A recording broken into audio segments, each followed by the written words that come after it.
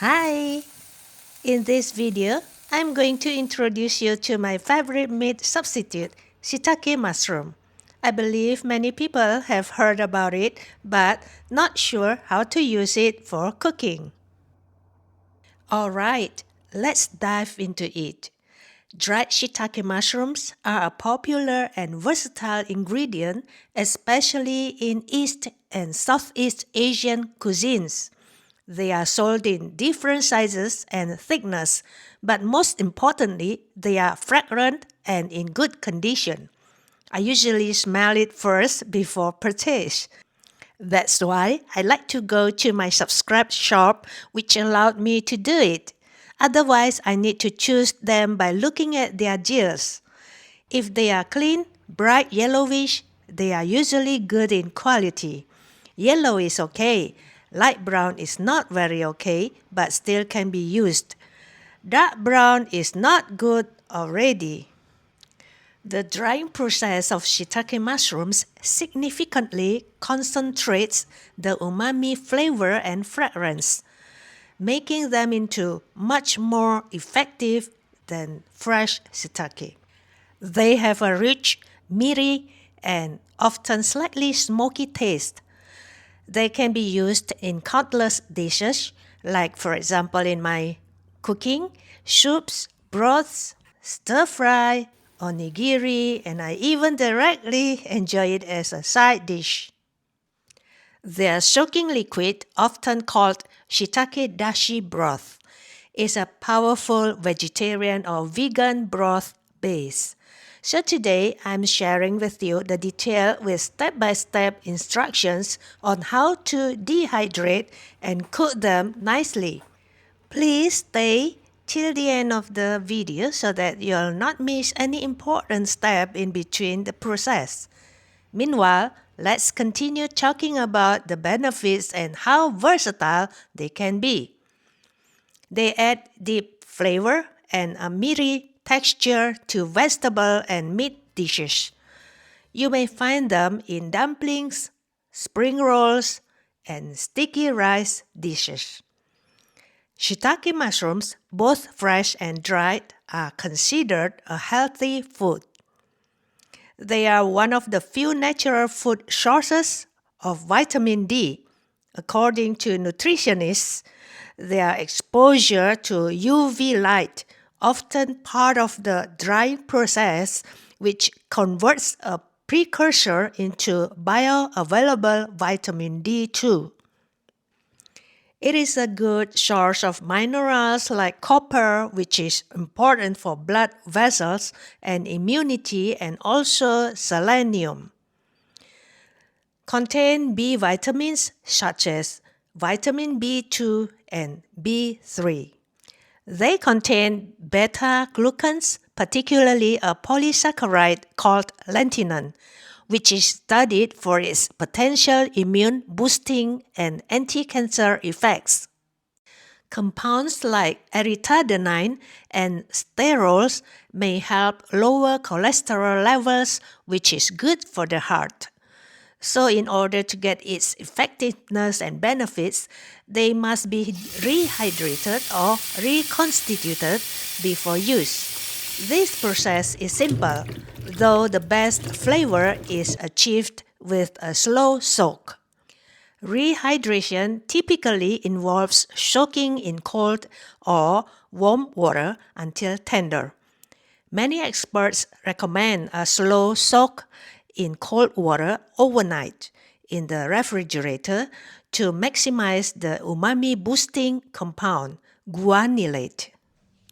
The stems are generally too tough to eat, even after soaking, and could be cut off, but they can be used to flavor stocks.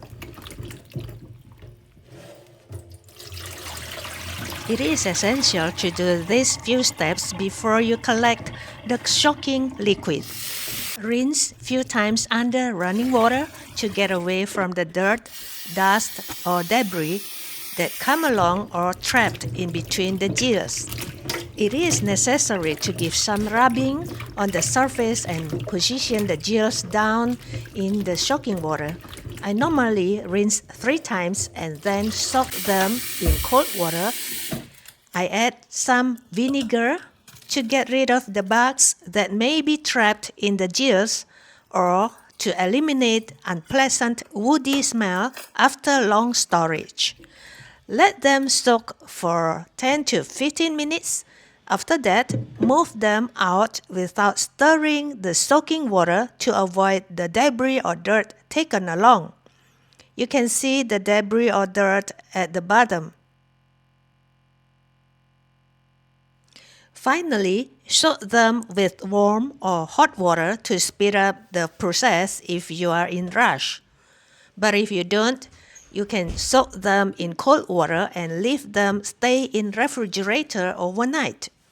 I always do this, but today I am recording it to show you, so I use warm water with around 60 degrees Celsius or 140 degrees Fahrenheit.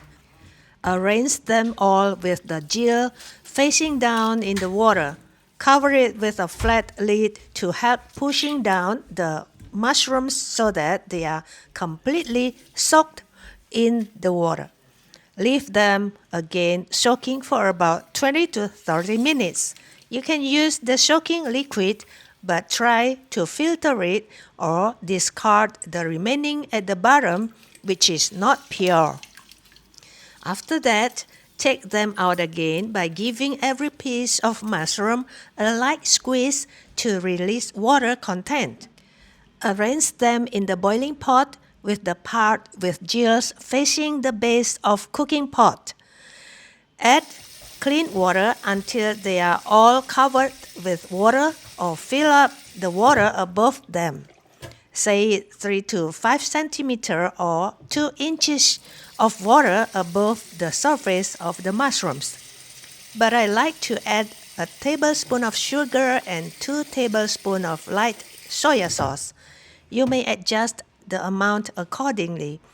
This will give a great taste later, either for the mushroom or broth. Cover it with the lid and bring to boil at highest heat. After it is boiling, turn down the heat to lowest and continue simmer it for 30 minutes. After 30 minutes or more, you may switch off the stove and let them sit inside the pot to get them more absorbed the flavor of the broth. After 1 to 2 hours soaking in the hot liquid, let us have a look on the cooked mushrooms. I could smell its aroma in my whole apartment.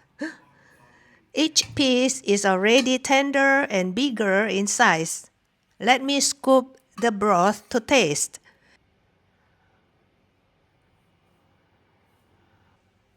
Wow!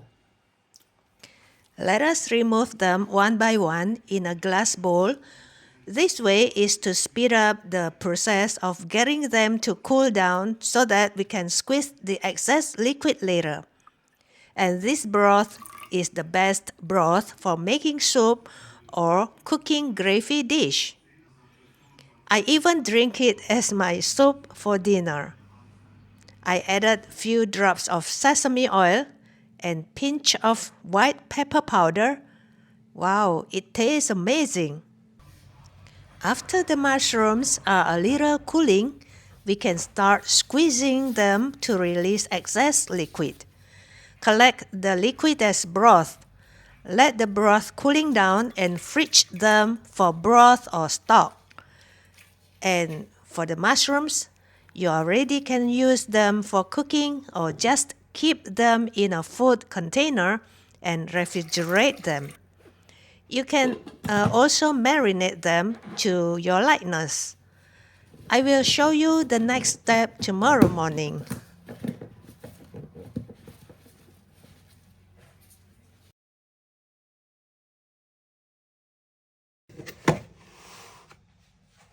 Hey guys, here again our beautiful shiitake mushrooms. I'm going to show you how I toss and spice them. Before that, I normally slice them in different patterns following what I'm going to use them for. So you may slice them in big chunks, if you're gonna cook soup or braised dish. If you think of using some of them for stir frying, slice them thinly.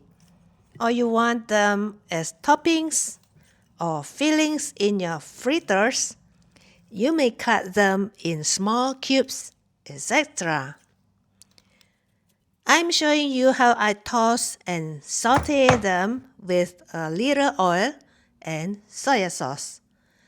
So heat up a skillet at medium or medium-low heat. Toss them for some time, say 15 to 20 minutes for each side. Flip them to get evenly tossed. We do this step because we would like the mushrooms dried but still tender to absorb the flavor of soya sauce. But they are dried enough so that they are not absorbing too much oil. This is a very important step from me. After that, give them some cooking oil. Toast them for a minute or two and then switch the heat off and splash or glaze some soya sauce on them. Do a quick stir to combine them well. Look, beautiful color with glossy soya sauce. Store in a container with a lid after cooling down. Keep it in the refrigerator for later use. It usually can last for a maximum of 2 weeks. But if you want them to last longer, just freeze them. They truly are versatile and save your time in the kitchen. This is how I do as a long-term vegetarian and just few months conversion into pescatarian.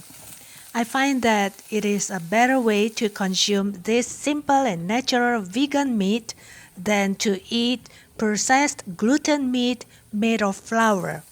Although I do consume them a little, not much, in some occasions only. I try not to be hard on me, otherwise I will create inconvenient life to myself. So here they are with some patterns.